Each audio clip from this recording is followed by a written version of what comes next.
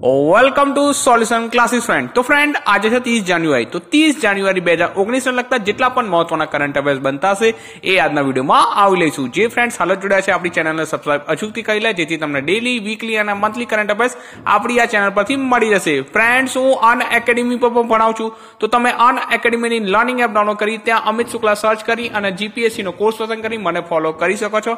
અન academy પર આપણે લગભગ 1 ફેબ્રુઆરીથી તમારો ફેવરેટ જે કોર્સ છે જે પબ્લિક એડમિનિસ્ટ્રેશન એટલે કે જાહેર વહીવટનો બિન સેચ્યુલર ક્લર્ક માટે એ કોર્સ સ્ટાર્ટ થઈ જશે। તો જે લોકોને એમાં ભાગ લેવો હોય ને હજુ સુધી જો તમે અન એકેડમીની લર્નિંગ એપ ડાઉનલોડ ના કરી હોય તો લર્નિંગ એપ ડાઉનલોડ કરી લો, જ્યાં તમારા માટે તલાટી કમ મંત્રી અને બિન સેચ્યુલર ક્લર્ક માટે જીકે સિરીઝ, બંધારણ સિરીઝ, ગ્રામર સિરીઝ, ઓકે, ત્યારબાદ તમામ મોક ટેસ્ટ સિરીઝ છે। તો તમે તે તમામનો લાભ ફ્રી ઓફ કોસ્ટ લઈ શકો છો અન એકેડમીની લર્નિંગ એપ પરથી। હવે વધુ સમય ન લેતા આજનો પહેલો ક્વેશ્ચન, કયા રાજ્યના મંત્રીમંડળની પહેલી બેઠક પ્રયાગરાજમાં કુંભમાં થઈ? તો કયા રાજ્યની? તો ઉત્તર પ્રદેશ રાજ્યની મંત્રીમંડળની પહેલી બેઠક પ્રયાગરાજ કુંભમાં થઈ। હવે ફ્રેન્ડ્સ આ પહેલી વાર એવું નહીં કે ભાઈ આ ઉત્તર પ્રદેશમાં બેઠક થઈ છે, આના પહેલા ઉત્તર પ્રદેશમાં બેઠક થઈ હતી પણ ત્યારે આનું નામ ઉત્તર પ્રદેશ નહોતું। ક્યારે? તો જ્યારે ભારત ગુલામીમાં હતો, માને 8 જાન્યુઆરી 1887 માં નોર્થ વેસ્ટ પ્રોવિઝન અવધમાં થઈ હતી। ઓકે, બેઠક તો થઈ હતી પણ ક્યાં થઈ હતી? નોર્થ વેસ્ટ પ્રોવિઝન અવધ 8 જાન્યુઆરી 1887 માં કેબિનેટની બેઠક થઈ હતી પણ ત્યારે એનું નામ શું હતું? North waste provision Awadh. Okay, હવે આ વખતની જે બેઠક હતી કેબિનેટની તેમાં ઉત્તર પ્રદેશના ડેપ્યુટી સીએમ હાજર હતા।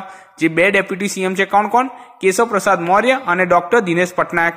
ઓકે, અને તેમની સાથે બીજા 150 અધિકારી અને 25 કેબિનેટ મંત્રી આ મંત્રીમંડળની પહેલી બેઠક પ્રયાગરાજ કુંભમાં હાજર હતા। હાલમાં જે પ્રયાગરાજ છે એ અલ્હાબાદનું નામ બદલીને પ્રયાગરાજ કરવામાં આવ્યું હતું, તો આપણને એના વિશે પણ ખ્યાલ હોવો જોઈએ। ફ્રેન્ડ્સ અહીં ઉત્તર પ્રદેશની વાત થઈ છે। કોની વાત થઈ છે? ઉત્તર પ્રદેશની। તો ઉત્તર પ્રદેશ વિશે પણ આપણને થોડું ખબર હોવું જોઈએ। તો પહેલો ઉત્તર પ્રદેશના મુખ્યમંત્રી કોણ છે? તો યોગી આદિત્યનાથ। કોણ છે? યોગી આદિત્યનાથ ઉત્તર પ્રદેશના મુખ્યમંત્રી છે। પાટનગર શું છે? લખનઉ। અને ઉત્તર પ્રદેશના રાજ્યપાલનું નામ શું છે? તો રામ નાઈક। તો જ્યારે પણ ઉત્તર પ્રદેશ વિશે સાંભળો ત્યારે આટલી માહિતી અચૂક યાદ રાખો। હોપફુલ ફ્રેન્ડ્સ તમને મારું કામ સારું લાગતું હશે। જો તમને મારું કામ સારું લાગતું હોય તો આ વિડીયોને લાઈક કરી શેર જરૂર કરી દેજો। ઓકે, તો ફ્રેન્ડ્સ નેક્સ્ટ ક્વેશ્ચન પર જઈશું। આ પણ ઇમ્પોર્ટન્ટ છે। સ્ટીલ ઉત્પાદનમાં ભારત કયા ક્રમે રહ્યું? ઘણી એક્ઝામમાં આ ક્વેશ્ચન આવી જશે કે ભાઈ સ્ટીલ ઉત્પાદનમાં ભારત કયા ક્રમે રહ્યું? તો સેકન્ડ ક્રમે રહ્યું। કેટલામાં ક્રમે રહ્યું છે? સેકન્ડ। કોને પાછળ પાડીને ભારત બીજા ક્રમે આવ્યું? તો જાપાનને પાછળ પાડીને। જાપાનને પાછળ પાડીને ભારત સ્ટીલ ઉત્પાદનમાં સેકન્ડ સ્થાન પર આવ્યું। હવે આના વિશે ચર્ચા કરીએ તો વિશ્વમાં સ્ટીલના બીજા સૌથી મોટા ઉત્પાદક તરીકે જાપાનને પાછળ પાડી ભારતે સ્થાન મેળવ્યું છે। જો કે 51% વધુ ક્રૂડ સ્ટીલના ઉત્પાદન સાથે ચીન મોખરાનું સ્થાન જાળવી રાખ્યું છે એમ વર્લ્ડ સ્ટીલ એસોસિએશને જણાવ્યું। ઓકે, આ રેન્કિંગ કોને બહાર પાડી? તો વર્લ્ડ સ્ટીલ એસોસિએશન। 2018ના વર્ષમાં ચીનનું ક્રૂડ સ્ટીલનું ઉત્પાદન 6.6% થી વધી 928.3 મિલિયન થયું, જે 2017ના વર્ષમાં 870.9 મિલિયન ટન હતું અને 2017ના વર્ષમાં ચીનનો હિસ્સો 50.3% હતો અને જે 2018માં વધી 51.3% થયો। ભારતનું ક્રૂડ સ્ટીલનું ઉત્પાદન કેટલું હતું? 2018ના વર્ષમાં 106.5 મિલિયન ટન થયું હતું, જે 2017ના વર્ષમાં 101.5 મિલિયન ટન હતું। આમ ભારતના જે સ્ટીલના ઉત્પાદનમાં 4.9%નો વધારો જોવા મળ્યો અને તેને કોને પાછળ પડ્યું? તો જાપાનને। ક્લિયર? હવે ચોથા પર કોણ રહ્યું? તો અમેરિકા। ઓકે, જે ચોથા સ્થાને રહ્યું અમેરિકા। તો આના વિશે આપણને ખ્યાલ હોવો જોઈએ। ક્લિયર છે? હવે આના વિશે ચર્ચા કરી। હવે અહીં ચીનની વાત થઈ છે, ચીન વિશે થોડું જણાવેલું। ચીનનું પાટનગર છે બેઇજિંગ। ચીનનું જે નાણું છે શું છે? તો રેનમિન્બી। અને ચીનના રાષ્ટ્રપતિનું નામ શું છે? તો શી જિનપિંગ। તો જ્યારે પણ ચીન વિશે સાંભળો ત્યારે આટલી માહિતી અચૂક યાદ રાખો। ત્યારબાદ છે ડેટા સંરક્ષણ દિવસ ક્યારે મનાવવામાં આવે? શું છે ક્વેશ્ચન? ડેટા સંરક્ષણ દિવસ ક્યારે મનાવવામાં આવે? તો 28 જાન્યુઆરીના રોજ। ક્યારે? 28 જાન્યુઆરીના રોજ ડેટા સંરક્ષણ એટલે કે ડેટા કન્ઝર્વેશન ડે મનાવવામાં આવે છે। ક્યારે? તો 28 જાન્યુઆરી। તો ફ્રેન્ડ્સ આ મહિનાના જેટલા પણ મહત્વના દિવસ છે એને આપણે એકવાર રિપીટ કરી દઈએ। શું કરીએ? આ મહિનાના જેટલા પણ મહત્વના દિવસ છે એને એકવાર રિપીટ કરાવી દઉં છું અને એ તમારે મને કમેન્ટ બોક્સમાં લખીને જણાવવાનું છે આ સાંભળ્યા બાદ। ઓકે, તો 1 જાન્યુઆરીના રોજ કયો દિવસ મનાવવામાં આવ્યો? તો DRDO ડે। કયો DRDO દિવસ 1 જાન્યુઆરીના રોજ મનાવવામાં આવ્યો. ત્યારબાદ 4 જાન્યુઆરીએ કયો દિવસ? Braille day. કયો દિવસ? Braille day. ત્યારબાદ 10 જાન્યુઆરીએ કયો? World Hindi day. કયો? વર્લ્ડ હિન્દી દિવસ 10 જાન્યુઆરી. અને કોઈ પૂછી લે કે ભાઈ રાષ્ટ્રીય હિન્દી દિવસ ક્યારે મનાવવામાં આવે? તો 14 સપ્ટેમ્બર. 14 સપ્ટેમ્બરના રોજ રાષ્ટ્રીય હિન્દી દિવસ મનાવવામાં આવે. ત્યારબાદ 12 જાન્યુઆરીના રોજ નેશનલ યુથ ડે. કયો ડે? નેશનલ યુથ ડે 12 જાન્યુઆરીના રોજ મનાવવામાં આવે. ઓકે, રાષ્ટ્રીય યુવા ડે. ત્યારબાદ 15 જાન્યુઆરીના રોજ કયો? Army day. કયો? Army day. પાછા ઘણા કહેશે કે સર 14 તારીખે તો મકર સંક્રાંતિ પણ ગઈ. ઓકે, ત્યારબાદ આગળ વધશું. 24 જાન્યુઆરીના રોજ કયો? રાષ્ટ્રીય બાલિકા દિવસ. કયો? રાષ્ટ્રીય બાલિકા દિવસ 24 જાન્યુઆરી. અને કોઈ પૂછી લે કે ભાઈ આંતરરાષ્ટ્રીય બાલિકા દિવસ ક્યારે? તો 21 ઓક્ટોબર. ક્યારે? 21 ઓક્ટોબરના રોજ આંતરરાષ્ટ્રીય બાલિકા દિવસ મનાવવામાં આવે. અને 24 જાન્યુઆરીના રોજ બીજો એક દિવસ મનાવવામાં કયો? આંતરરાષ્ટ્રીય શિક્ષક દિવસ. કયો? આંતરરાષ્ટ્રીય શિક્ષક દિવસ 24 જાન્યુઆરીના રોજ મનાવવામાં આવ્યો. ઓકે, આંતરરાષ્ટ્રીય શિક્ષા દિવસ. ક્લિયર? ત્યારબાદ 25 જાન્યુઆરીના રોજ કયો? રાષ્ટ્રીય મતદાતા દિવસ. કયો છે? રાષ્ટ્રીય મતદાતા દિવસ 25 જાન્યુઆરીના રોજ મનાવવામાં આવ્યો. અને 26 જાન્યુઆરીના રોજ કયો? પ્રજાસત્તાક દિવસ. કેટલામો હતો? તો 70મો. અને એના મુખ્ય અતિથિ કોણ હતા? તો સિરિલ રામફોસા. તો ફ્રેન્ડ્સ, જો તમને આવી રીતના એક સાથે લાઈનમાં આ બધા દિવસ જાન્યુઆરીના યાદ રહેશે તો તમારો 1 માર્ક પાકો.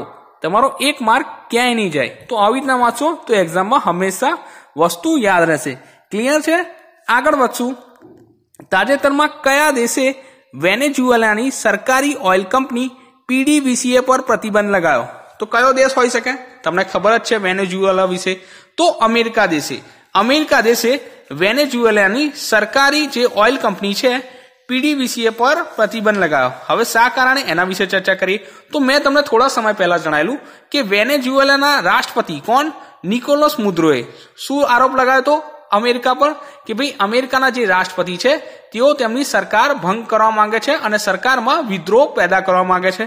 તો એના કારણથી જે વેનેઝુએલા છે એને શું કર્યું? અમેરિકા સાથે તમામ રાજકીય સંબંધો તોડી નાખ્યા અને અમેરિકાના જેટલા પણ ડિપ્લોમેટ્સ છે, જે અમેરિકન જેટલા પણ ડિપ્લોમેટ્સ છે તેમના દેશમાં હતા બધાને 72 કલાકમાં તેમનો દેશ છોડી જવાનું કહ્યું હતું. તો એના બદલામાં અમેરિકી સરકારે આ એક પગલું લીધું છે કે ભાઈ એમની ઓઇલ કંપની PDVSA પર પ્રતિબંધ લગાવ્યો. અને હાલમાં વેનેઝુએલા આર્થિક રીતે તંગ છે. ઓકે, આર્થિક રીતે વેનેઝુએલા તંગ છે. અને જે વેનેઝુએલાના રાષ્ટ્રપતિ છે કોણ? નિકોલસ મુદ્રો. તેમનું 85.25 અરબનું સોનું બ્રિટનની એક બેંકમાં છે. શેની બેંકમાં છે? બ્રિટનની એક બેંકમાં છે, જે બ્રિટન હાલમાં તેમને આપવાની મનાઈ કરી રહ્યું છે. હવે શા કારણે? તમને ખબર પડી જશે કે ભાઈ અમેરિકાના પ્રેશરથી. ક્લિયર? હવે અહીં અમેરિકા ચર્ચામાં છે તો અમેરિકા વિશે થોડું જણાવી દઉં. અમેરિકાનું પાટનગર છે વોશિંગ્ટન DC.